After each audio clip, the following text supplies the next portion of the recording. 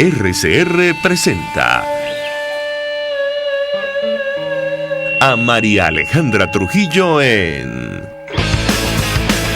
Palabras más, palabras menos. Palabras más, palabras menos.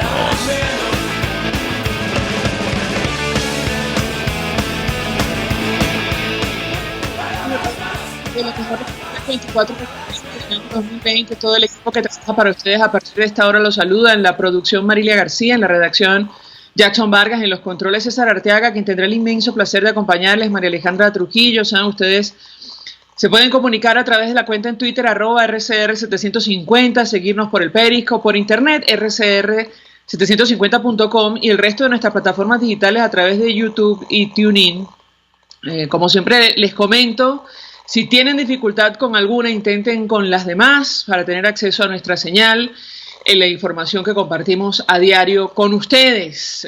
Bueno, la atención del mundo, si me permiten, estuvo sobre lo que está ocurriendo en nuestro país ayer en Naciones Unidas, no solo por el debate en el Consejo de Derechos Humanos, por el informe demoledor de la misión de determinación de hechos sobre nuestro país, que habla de posibles delitos de lesa humanidad que se están cometiendo en territorio nacional, sino por la intervención del presidente de la Asamblea, el presidente encargado Juan Guaidó, en una actividad paralela a través de internet y con líderes de todo el mundo, invocando el principio de responsabilidad de proteger frente justamente a estos hechos, incluso pidiendo que se permita o se postergue el trabajo de la comisión, se prorrogue el trabajo de esta misión de Naciones Unidas, una solicitud, por cierto, que realizó el Grupo de Lima o varios países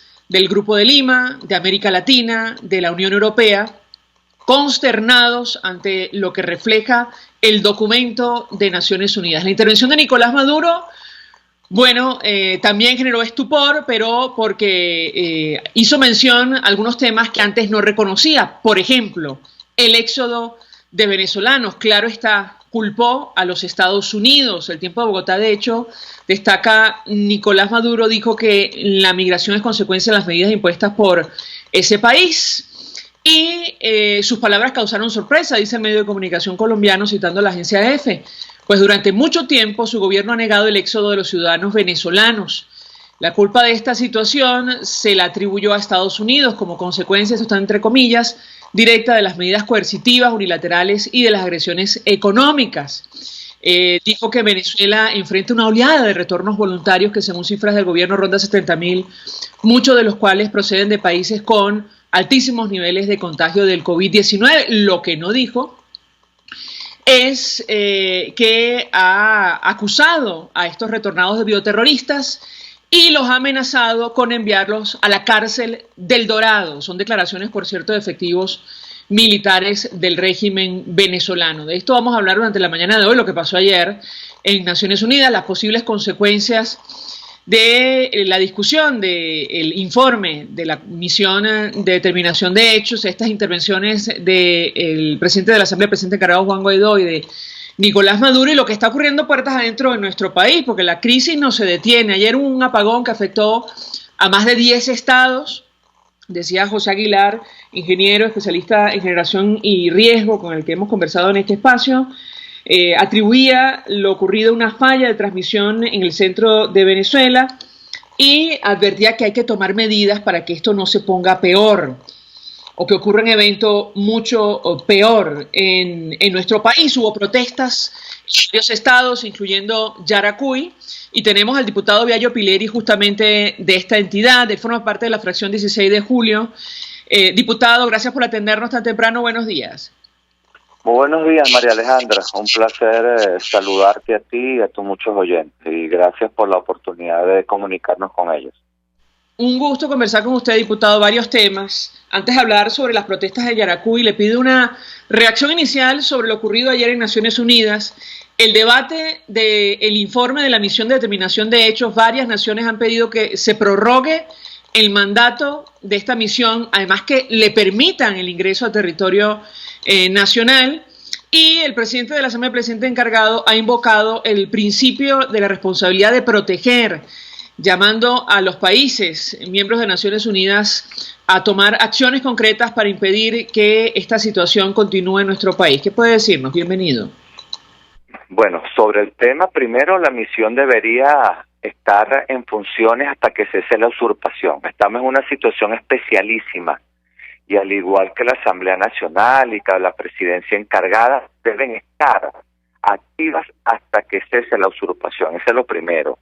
Lo segundo, por supuesto, que el discurso del presidente Guaidó frente a decenas de delegados de la ONU dejó claro algunas cosas. Primero, que haber solicitado que se invoque la doctrina de responsabilidad de proteger, el R2P, por cierto, solicitado por la fracción 16 de julio y las organizaciones que allí estamos desde hace mucho tiempo, aún hoy es más necesaria y legítima que nunca, cuando quedó confirmado que el régimen de Maduro es responsable de crímenes de esa humanidad. Y seguro haberlo invocado, María Alejandra, comenzará a lograr una actitud, otra actitud aún más firme por parte de la comunidad internacional, y eso era lo que se le venía reclamando al gobierno interino, y qué bueno que lo haya hecho. La comunidad internacional, después de esto, no solamente después del informe, después de la posición de algunos aliados principales como el de los Estados Unidos, Brasil, Colombia, entre otros, y después de la solicitud o la invocación que hizo el presidente Guaidó, debe asumir un papel aún mayor, un mayor rol, una mejor actitud hacia el pueblo de Venezuela y hacia aquellos que buscan siempre la quinta pata al gato, María Alejandra, de que bueno, que no basta con invocarla, porque no tiene que pasar por el Consejo de Seguridad, y ahí está China y Rusia, ellos tienen poder de veto. Mira, el R2P es una doctrina, y si se asume como un principio universal, puede también, por esa misma condición, ser adoptada unilateralmente por un país o por un conjunto de países.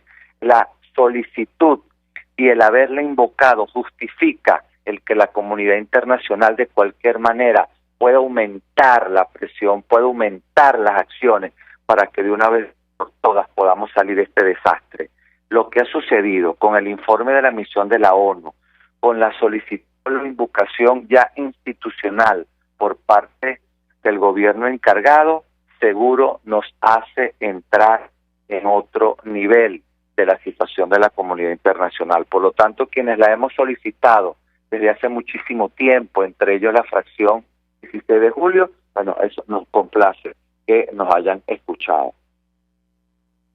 Ahora, yo le pregunto, diputado, efectivamente, digamos, es un camino lleno de obstáculos. No basta con invocar este principio, de esto se ha debatido ampliamente, las posibilidades reales de que esto tenga una consecuencia directa, eso en primer lugar. Y en segundo lugar, ayer nos llamó precisamente la atención que el informe, al margen de los intentos que ha hecho el equipo de Nicolás Maduro para restarle importancia, ha sido demoledor.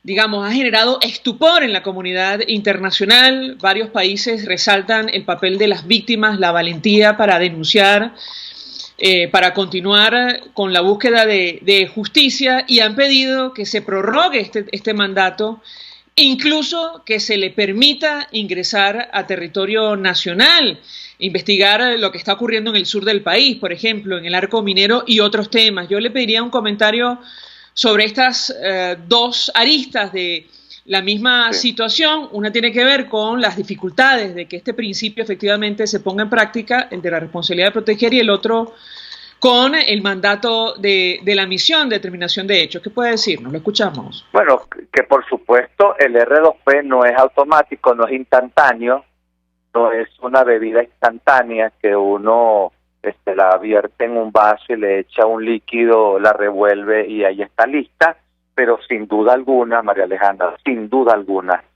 genera más presión y aumenta el cerco que el régimen usurpador. Eso sí es indudable. Y eso va a traer en algún momento consecuencias. Yo no tengo duda de eso.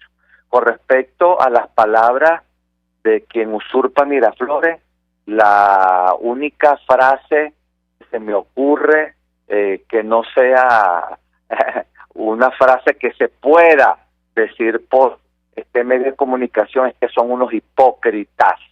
El gobierno usurpador es hipócrita cuando habla, entre otras cosas, con respecto al éxodo, que por cierto, por fin reconoce, pero él habla que han retornado cerca de 50,000, pero es que son más de 5 millones de compatriotas venezolanos que se han tenido que marchar del territorio de su patria, de su pueblo, de su tierra, porque sencillamente la situación en Venezuela es terrible, es trágica, como dicen acá en mi pueblo, es invivible, es imposible sostener.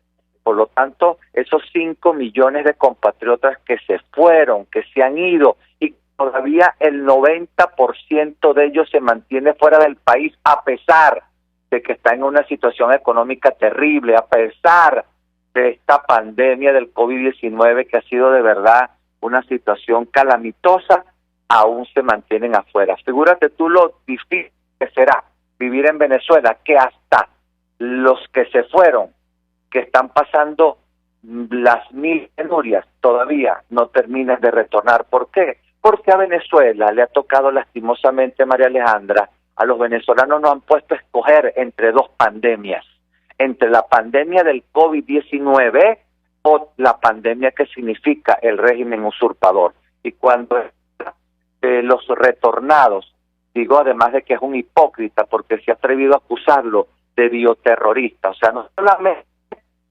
sus políticas lo sacaron del país, no solamente salir del país fue una tragedia, no solamente entrar al país ha sido un viacrucis, sino que además los trata de bioterrorista. Por lo tanto, a nosotros no nos extraña la postura hipócrita del régimen sobre este planteamiento, porque los venezolanos, los que nos hemos quedado acá, estamos hoy atravesando dos pandemias. La pandemia del COVID-19, porque tenemos a un sistema de salud destruido y a un régimen usurpador que no ha sabido manejar el tema del virus, pero también tenemos otra pandemia, que es la pandemia que significa el régimen cuando tiene expuesto a la mayoría de los venezolanos una situación que te la pinto rapidito. No tenemos agua potable por tuberías, pero la Organización Mundial de la Salud nos pide que nos lavemos las manos todos los días a cada rato con agua y jabón. No tenemos agua y no podemos comprar el jabón.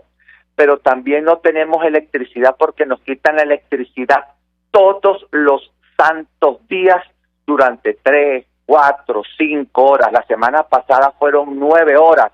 Hay un municipio en el estado de Yaracuy que se llama Cocorote que duró 47 horas sin el fluido eléctrico.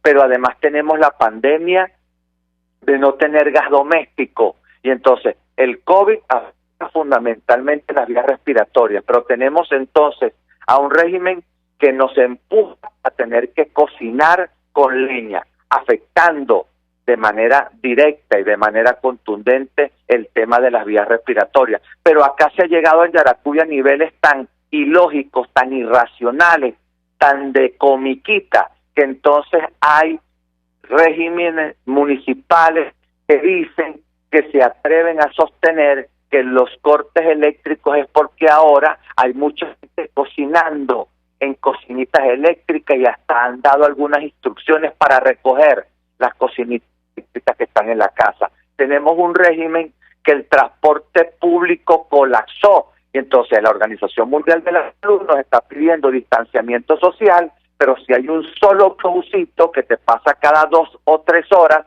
tú ves a la gente en las paradas apiñada esperando que pase ese autobús y cuando pase ese autobús se le monta así sea en el techo porque no hay otra forma de transportarse. Se nos está pidiendo que tengamos distanciamiento social, pero el poco transporte público no consigue combustible. En el país que antes era petrolero, en el país que antes exportaba gasolina, ahora nosotros ahora tenemos que comprar gasolina, pero tenemos que comprarla no a precio internacional, muy por encima del precio internacional. Tenemos entonces un país petrolero que no tiene gasolina, tenemos un país con las mayores reservas de gas, pero no tenemos gas ni siquiera para la bombona de las casas. A eso nos está exponiendo el régimen. Pero entonces la gente se molesta, se harta y ya no soporta más y quiere exteriorizar ese descontento, porque cuando la gente acude a los cómplices del régimen de Maduro, que son los alcaldes y son los gobernadores, la respuesta es ninguna. Entonces cuando tú sales a protestar, la otra respuesta no es mandarte gas, no es mandarte agua, sino es mandarte a la policía a reprimirte. El único gas que hay en Yaracuy hoy no es el gas doméstico, no, es el gas de las bombas lacrimógenas que le tiran a los ciudadanos que salen a protestar con todo el derecho constitucional que tienen, porque el régimen le molesta, le harta que la gente hasta se exprese cuando está reclamando lo que por derecho le toca como ciudadanos venezolanos. Diputado, tengo que preguntarle justamente acerca de las protestas en Yaracuy. La de Urachiche, bueno, fue ampliamente comentada en redes sociales en todo el país. Ayer, una vez más, los ciudadanos salieron a manifestar en su entidad, concretamente en Chivacoa. Y yo le pediría un comentario acerca de estas manifestaciones en medio de la pandemia y la actitud de los ciudadanos ante los cuerpos de seguridad, que, bueno, aparentemente, al menos a través de las imágenes que hemos visto en redes sociales, no se ven intimidados por la presencia de algunos efectivos policiales. ¿Qué puede decirnos? María Alejandra, la situación en Venezuela es que nos han puesto en una encrucijada. Nos morimos del COVID, nos morimos por no tener el distanciamiento social o por no tener los resguardos suficientes, o nos morimos de hambre, o nos morimos de falta de medicamentos, o nos morimos de falta de las necesidades, de los implementos, de los insumos necesarios para sobrevivir. A eso nos han puesto. Ante esa encrucijada de morirse por el COVID o morirse de hambre, la gente decidió, por supuesto, salir a la calle y exponerse. La protesta de Urachiche o la protesta de Chivacoa es igual a la protesta que hubo de los trabajadores de la salud hace unos días también acá en Yaracuy, o es igual a la protesta de los transportistas que hay continuamente frente a estaciones de servicio, o es igual a las protestas que hay por los ciudadanos en cada comunidad porque no les llega el gas doméstico, o es la misma de los ciudadanos en sus distintas comunidades porque han pagado la caja CLAP desde hace meses y no les llega. O sea, tiene un común denominador. ¿Cuál? La ineficiencia, la corrupción y el desastre generado por el régimen. Hay un factor común y no tiene nada que ver con los Estados Unidos, no tiene nada que ver con las sanciones, no tiene nada que ver con ninguna guerra, no. Es sencillamente un régimen inoperante, incapaz y corrupto, colapsó y que no le da respuesta a su gente. Y la gente entonces, la única vía que tiene, la única vía que ha conseguido es salir a manifestar y exteriorizar su descontento. Y le digo a los alcaldes, le digo al señor gobernador, le digo a las autoridades del gobierno del régimen usurpador nacional que hacen vida en el Estado, que le den lectura correcta a esto. Esto no es ningún complot, no es ningún plan internacional, no es ningún tipo de show, ni ningún tipo de cosa extraña televisada, no. Es el pueblo cansado, hartado y desesperado porque no le cubren sus necesidades básicas, que sale a la calle a protestar y exteriorizar lo que por derecho le corresponde. Ayer había colas interminables, María Alejandra, interminables, en todos los bancos con ese mecanismo extraño del 7x7, entonces se trabaja 7 días sí y 7 días no en los bancos, y eso hace que nuestros jubilados y pensionados se apiñen en cada institución bancaria. ¿Para qué, María Alejandra? Para cobrar menos de $1, lo que un ciudadano venezolano trabajó durante más de 35 años y que se ganó con su derecho, que se ganó con su labor diaria, con el trajín diario de su trabajo, equivale hoy en Venezuela a menos de $1, o sea, a menos del billete más pequeño que existe, por ejemplo, en la economía mundial. Por lo tanto, entonces, este tiene el derecho a exteriorizarlo y reclamo y critico duramente la forma represiva como los cuerpos de seguridad reciben órdenes por parte de sus jefes para poder acallar esta protesta. Repito, cuando la gente sale por agua, no le mandan un cisterna. Cuando la gente sale por comida, no le mandan la caja CLAP. Cuando la gente sale por gasolina, no le mandan un cisterna de gasolina. Se sale porque no hay electricidad, no le mandan a los técnicos de Corpoelec. Lo que le manda es policías cargados de bombas lacrimógenas, peinillas y por supuesto escudos antimotines a reprimirlos.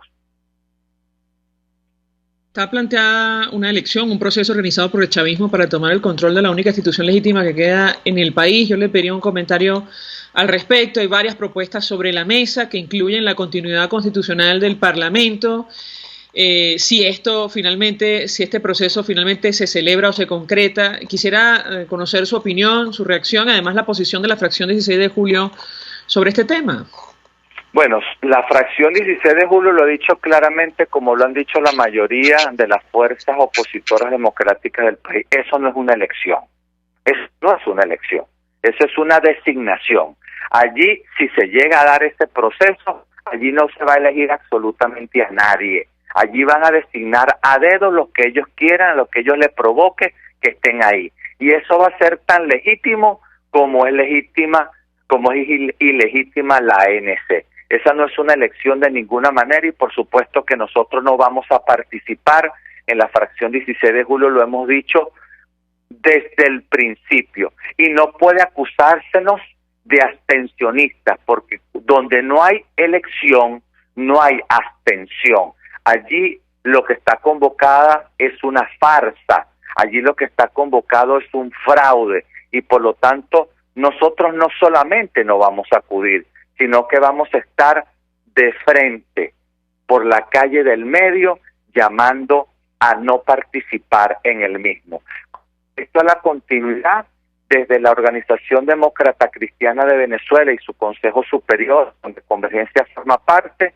Hay un sendo documento que ya está circulando desde hace un par de días, donde solo con el precepto constitucional y basado no solamente en nuestra Carta Magna, sino también basado en la Ley para el Estatuto de la Transición y en la situación especialísima que estamos viviendo, por supuesto que la Asamblea Nacional y lo que eso significa estará allí vigente y reconocida internacionalmente hasta que cese la usurpación.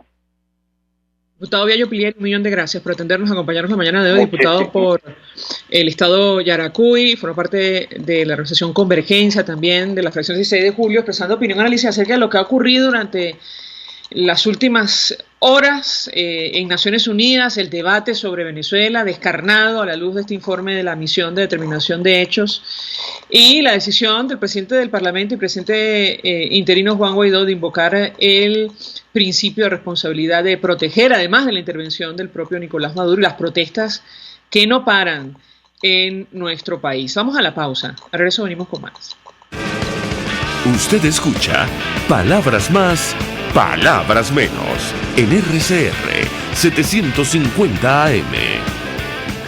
Puedes seguirnos en nuestras redes sociales. En Twitter, @RCR750, la radio que se ve. Mensaje del ingeniero Kenick Navarro, presidente del FONPRES CIB. Apreciado colega ingeniero, arquitecto y afín, el Fondo de Previsión Social del Colegio de Ingenieros de Venezuela, FONPRES CIB, diseñó para la protección de tu salud el Sistema Integral de Previsión Social. El mismo tiene a tu disposición beneficios de la solvencia, asistencia primaria de salud, el plan de salud con coberturas de acceso VIP, todos estos planes pensando en la protección de tu familia. Para mayor información visita fonprescib.net.be. Colegio de Ingenieros de Venezuela, construyendo futuro. Pluralidad contigo. Respeto contigo. Responsabilidad contigo. Libertad contigo. Estamos contigo y punto. De lunes a viernes a la 1 de la tarde. Contigo. Solo por RCR 750 AM. Porque lo bueno une. Los temas de actualidad más relevantes son expuestos a la luz de La Linterna. Diego Bautista Urbaneja le invita a formar parte de este ameno espacio de charla y análisis con una buena taza de café y al son de buena música. La Linterna, de lunes a viernes, a partir de las 2 de la tarde, por RCR 750 AM. Todos las piensan, todos las escuchan y María Alejandra Trujillo te las dice. Palabras más, palabras menos. Continuamos, amigos, palabras más, palabras menos, hablando acerca de lo que ha ocurrido, insisto, en el marco de la Asamblea General de Naciones Unidas, la discusión sobre lo que pasa en nuestro país, la crisis, la violación sistemática de derechos humanos, posibles delitos de lesa humanidad. Nos acompaña la doctora Cecilia Sosa Gómez, fue presidenta de la Corte Suprema de Justicia, además es integrante del bloque constitucional. Gracias por atendernos, muy buenos días. ¿Cómo estás? Un gran saludo y bueno, como siempre, María Alejandra, con tu programa realmente contribuyes a que las personas se hagan un juicio sobre lo que efectivamente pasa en Venezuela. Mucho interés de conocer su opinión y análisis acerca de, lo que ha ocurrido, la posición de la comunidad internacional. Y antes de hablar de la propuesta que ustedes están haciendo, están impulsando desde el bloque constitucional, le pedía un comentario acerca de lo que ha planteado el presidente del Parlamento y presidente encargado Juan Guaidó, el invocado ayer durante su intervención en una actividad paralela en el marco de esta Asamblea General de la ONU, la responsabilidad de proteger una doctrina de Naciones Unidas que debe contar con el apoyo de los miembros del Consejo de Seguridad, eso en primer lugar, y en segundo lugar, el estupor de la comunidad internacional sobre el documento, el informe de la misión de verificación de determinación de hechos, también de Naciones Unidas, que habla sobre posibles delitos de lesa humanidad que se están cometiendo en nuestro país. ¿Qué puede decirnos? Bueno, en el primer punto que me está planteando, en el cual el que ha impulsado siempre este planteamiento de la responsabilidad de proteger, o por lo menos lo había desarrollado desde el punto de vista político con mucha fuerza, que es, digamos, por una parte 20 o Soy Venezuela, y siempre se le rechazó, vamos a llamarlo así, como que si era algo extremadamente radical. Entendemos que Juan Guaidó como que encontró el momento de una conjunción de países, de una reunión de países de la naturaleza de las Naciones Unidas, y ha lanzado realmente el planteamiento que tiene un fundamento, además normativo, no es algo inventado o algo que quien lo hace. La gran discusión que se planteó con el tema de la responsabilidad de proteger era que si lo pedíamos o no lo pedían, o lo hacían. Y realmente creo que Juan Guaidó encontró el momento. Yo creo que el momento está unido, obviamente, al informe que esta comisión de expertos ha planteado a su propio organismo, que creó esta comisión y le dio las funciones para generar una investigación de los hechos. Yo creo que eso es muy importante. Es decir, es un informe, entrando ahora en el contenido del informe, que hace una relación detalladísima de la historia de cómo hemos podido llegar hasta este momento, con hechos muy precisos, muy concretos, y que indudablemente ponen en evidencia el vínculo entre la violación masiva de derechos humanos e igualmente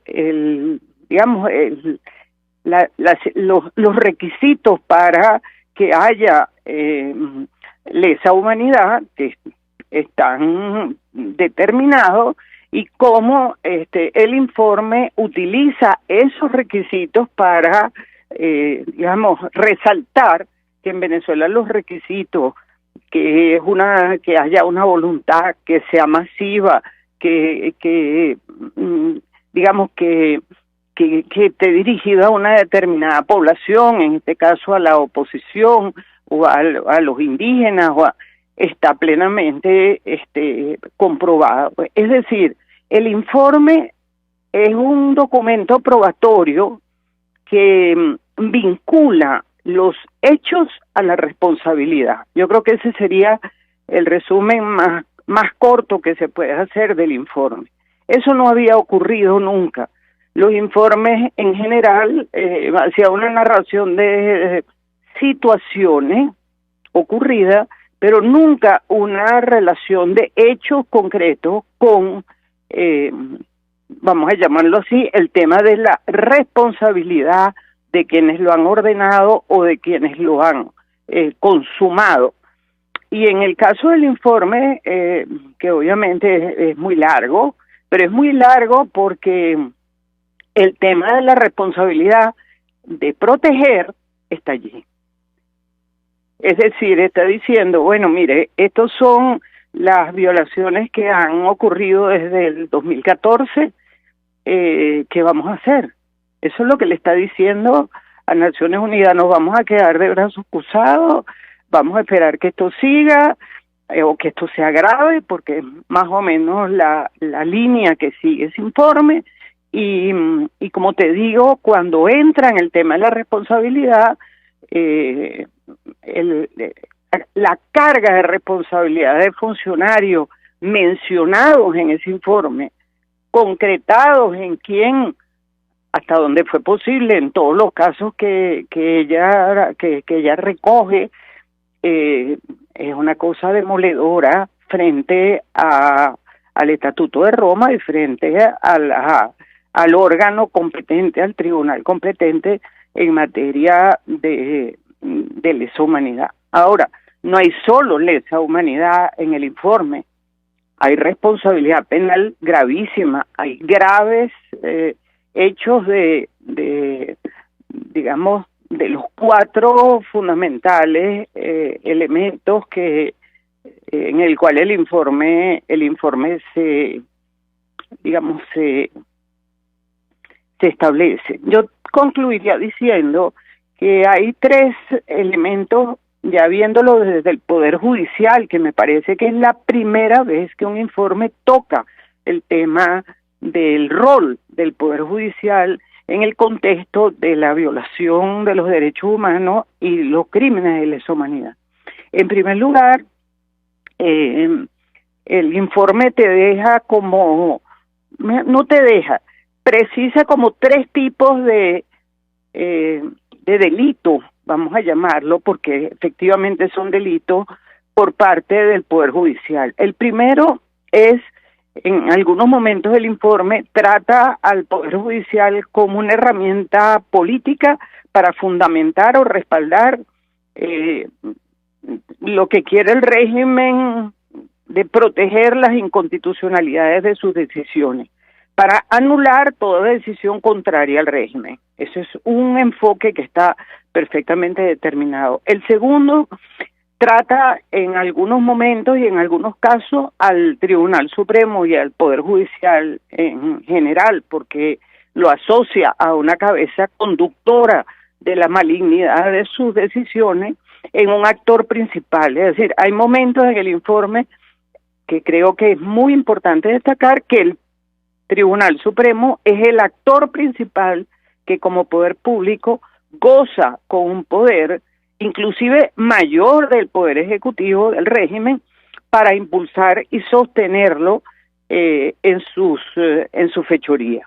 Y en tercer lugar, creo que es importante también destacar que el informe trata al tribunal y al Poder Judicial como, y particularmente a su presidente, refiriéndome al presidente del Tribunal Supremo, como si fuera el jefe de una mafia que se bifurca en regalarle sentencias al régimen y en otras ocasiones cobrárselas. Es decir, yo creo que nunca,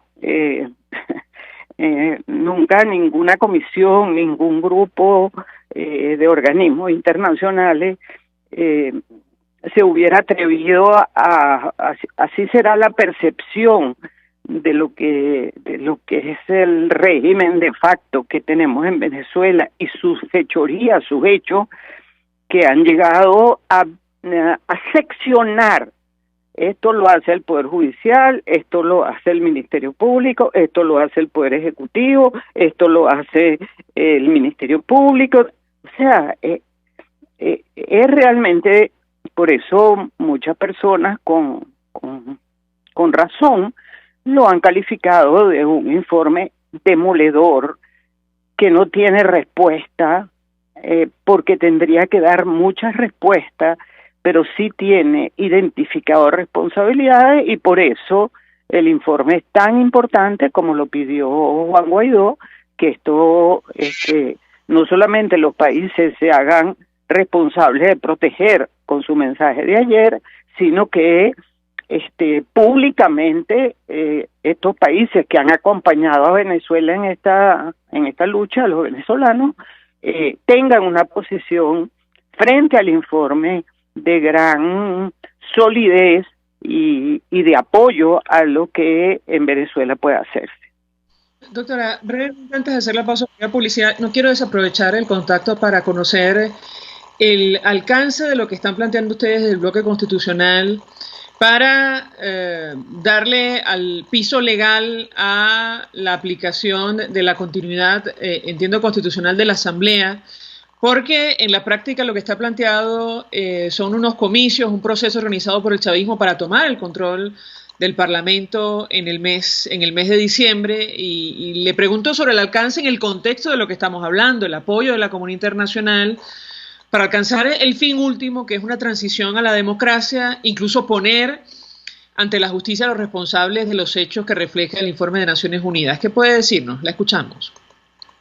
Mire, el planteamiento que tenemos los venezolanos es que tenemos dos eventos en el que se nos está llamando a tomar en cuenta. Uno es unas convocatorias espurias rechazadas por la comunidad internacional el 6 de diciembre y que desde la Asamblea Nacional se ha impulsado por los partidos políticos una lucha por demostrar, evidenciar que esa es una consulta que no llena los extremos ni siquiera el Estatuto para la Transición, que es una elección libre, competitiva, transparente, etcétera.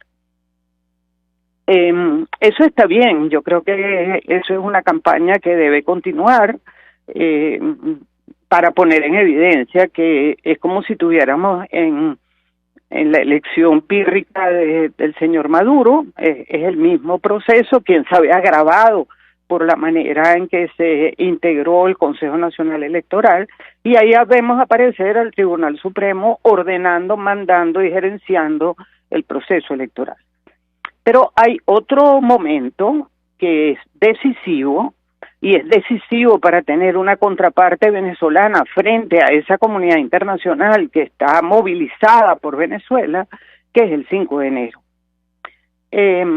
Como el hecho de que haya votaciones el 6 es como si no las hubiera porque son nulas, es decir, puede quedar nombrado cualquier persona como diputado porque así lo establece el régimen, y sin embargo desde el punto de vista de cómo se ha llevado el proceso, esa persona no es diputado.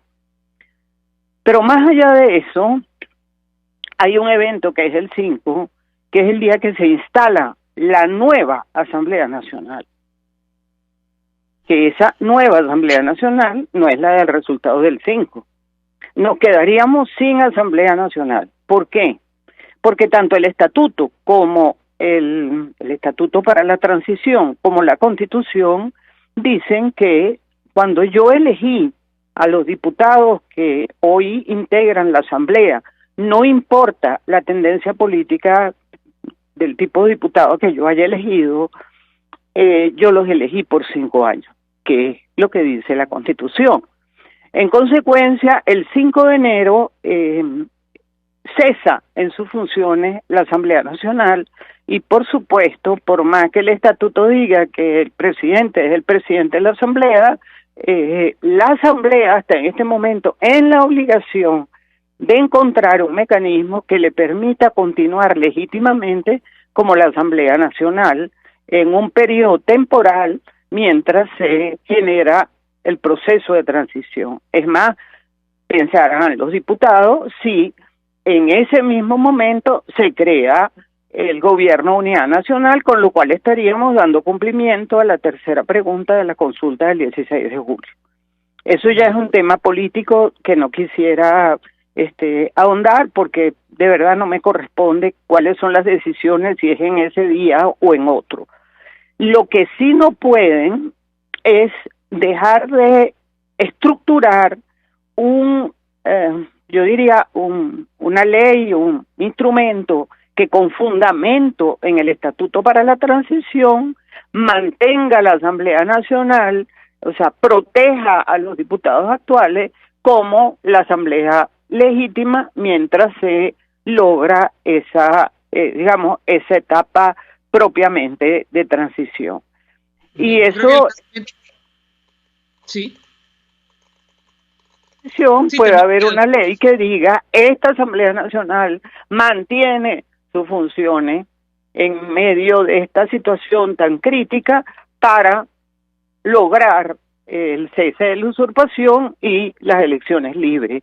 Es más, puede perfectamente, en otras palabras, estaría siendo consecuente con la comunidad internacional, que de no mantener su vida, vamos a llamarlo así, no tendría con quién conversar, no tendría contraparte en Venezuela.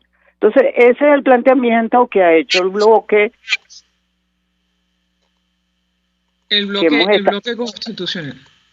Doctora Cecilia Sosa Gómez, 1.000.000 de gracias por atendernos, acompañarnos la mañana de hoy, expresando opinión, análisis acerca de la discusión en el marco de la Asamblea General de Naciones Unidas sobre nuestro país y este planteamiento sobre lo que viene internamente, si se materializa este proceso que organiza el chavismo para el mes de diciembre para tomar el control de la única institución legítima que queda en Venezuela. Gracias, doctora. Vamos a la pausa y al regreso venimos con más. Ya venimos. Estás escuchando Palabras Más, Palabras Menos por RCR 750 AM.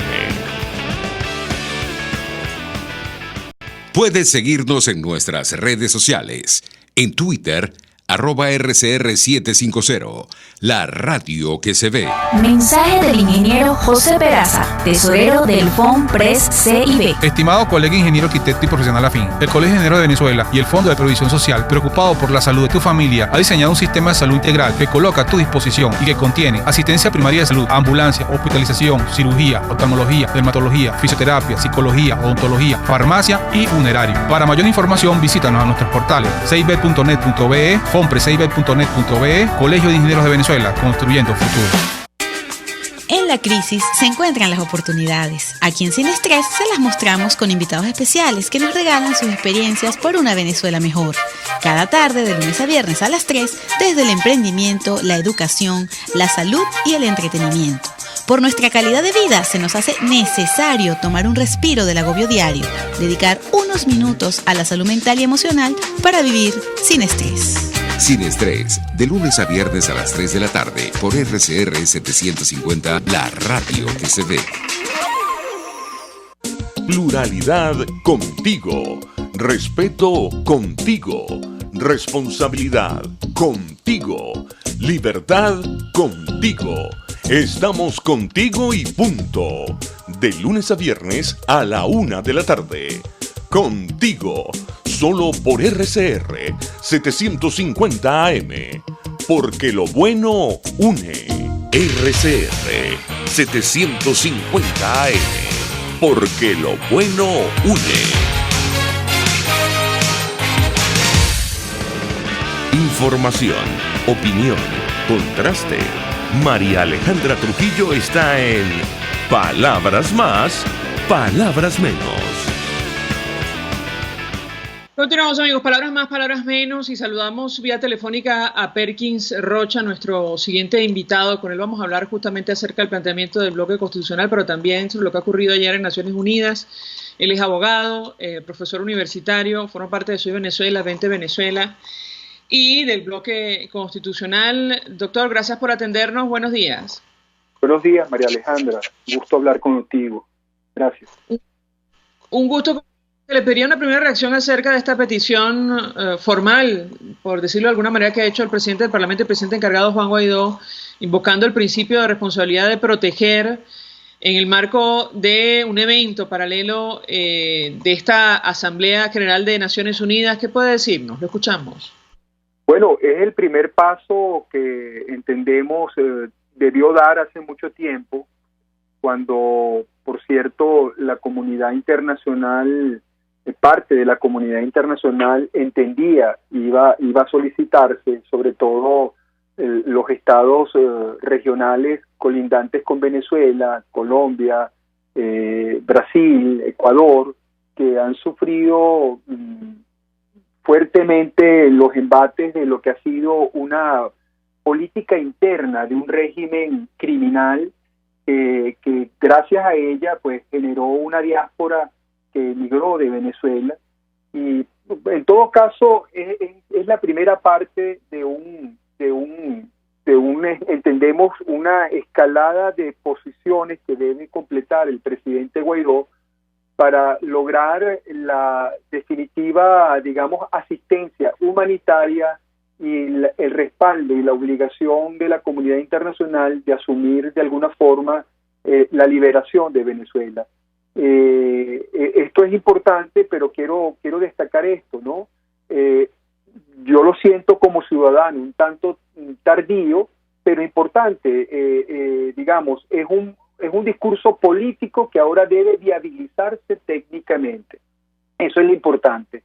El discurso político quedó claro que el señor Guaidó le pide incluso al secretario general de la ONU ayuda, y les pide viabilice acciones políticas. Esas acciones políticas no pueden ser otras en función de lo que tenemos en Venezuela, un núcleo de un conglomerado criminal que afecta la paz de toda América. No pueden ser otras que no una diplomacia sencilla y fría como hasta ahora ha ocurrido, es una diplomacia dura y unos medios coactivos que permitan la constitución ya definitiva en América de una coalición militar liberadora, tal como lo prevé el TIAR, que es el instrumento que puede viabilizar esta doctrina que el señor Guaidó ayer mencionó, la doctrina universal de la responsabilidad que tienen todos los estados de asumir digamos de alguna manera, la asistencia humanitaria y liberadora de un país como Venezuela. Ahora, ustedes están promoviendo, doctor, desde el bloque constitucional, y lo comentábamos con la doctora Cecilia Sosa Gómez, la continuidad constitucional del Parlamento venezolano. Yo le preguntaría en base a qué esta iniciativa, más allá de lo que ya hemos conocido de la Cátedra de Derecho Constitucional de la Universidad Central o de la Facultad de Ciencias Jurídicas y otras instituciones que se han pronunciado, ¿cuál sería el fundamento de una iniciativa como esta y por qué creen que contaría, de ser el caso, con el apoyo de la comunidad internacional? Lo escuchamos. Bueno, en mi caso yo no he hablado de continuidad administrativa. En mi caso he hablado de la necesidad que esta asamblea, este parlamento, el que preside el señor Juan Guaidó, tome de acuerdo al Estatuto para la Transición las decisiones que están absolutamente fundamentadas en la Constitución y en el propio Estatuto para la Transición. De acuerdo a eso, dentro de la legitimidad que ella representa actualmente y preservando la voluntad popular que se manifestó en el 2015 cuando la elegimos a ella para que durara 5 años, del 2016 al 2020, en función de esas potestades que existe actualmente, tome una decisión en función de cumplir con un propósito que está establecido en el Estatuto para la Transición y un propósito que todavía no se ha completado y yo diría que ni siquiera se ha acercado a él. ¿Cuál es el cese de la usurpación? En función de eso, hemos propuesto que se dicte una ley para el cese de la usurpación que permita a la Asamblea Nacional, a esta Asamblea Nacional, reorganizarse internamente y prepararse para un evento político que va a generarse cuando el régimen monte paralela a ella otro órgano legislativo absolutamente fraudulento, pero lo monte. Vamos entonces a caer en la consolidación de lo que muchos expertos han mencionado, es el Estado dual, aquel Estado en virtud del cual hay instituciones paralelas, en el caso de Venezuela hasta triples, donde tenemos una realidad constitucional y una realidad paraconstitucional que, fomentada por el régimen, va deteriorando completamente la estructura de la República. En Venezuela hoy podemos decir técnicamente que no existe Estado. No es que ya no hay Estado de Derecho, es que no hay Estado, porque no hay autoridad. La autoridad legítima que la podría representar el Parlamento a través del gobierno interino, que es Juan Guaidó, no asume el cargo por razones fácticas, por violaciones que contra él se cometen. Y por otro lado, el señor Nicolás Maduro representa la autoridad usurpada, la autoridad que se impone por la fuerza de la violencia, por la fuerza de la paraconstitucionalidad. En consecuencia, en Venezuela no hay propiamente Estado y perdimos la República. Debemos recomponerla. Y dentro de ese marco de acciones, la Asamblea Nacional tiene que prepararse para lo que va a ocurrir el 5 de enero. El 5 de enero le van a montar un parapeto al lado, porque el 5 de enero vence la legitimidad que fue expresada en la voluntad popular que la eligió, la que hice yo, la que hiciste tú y la que hicieron todos los que nos oyen.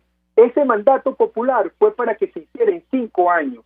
Y en 5 años, dentro de los 5 años, esta asamblea debe resolver el problema, no debe esperar para aplicar una tesis de continuidad administrativa como una tácita reconducción de que luego van a sobrevivir. No, si no lo hacen ahorita, la asamblea fenece, y fenece el 4 de enero, el último día en que ella puede legítimamente tomar decisiones normativas.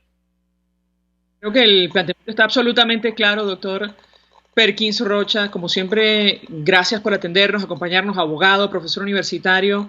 Forma parte de Soy Venezuela y de 20 Venezuela, expresando opinión y análisis acerca de estos temas, la preocupación cierta de la comunidad internacional sobre lo que ocurre en nuestro país, el destino de Venezuela y este planteamiento que se está promoviendo para visualizar lo que va a ocurrir con la Asamblea Nacional. Nosotros nos despedimos, se nos ha agotado el tiempo, lo hacemos en nombre de todo el equipo, los dejamos por todos los medios. El Fondo de Previsión Social del Colegio de Ingenieros de Venezuela presentó. RCR presentó Palabras Más, Palabras Menos. RCR 750 AM. Palabras más.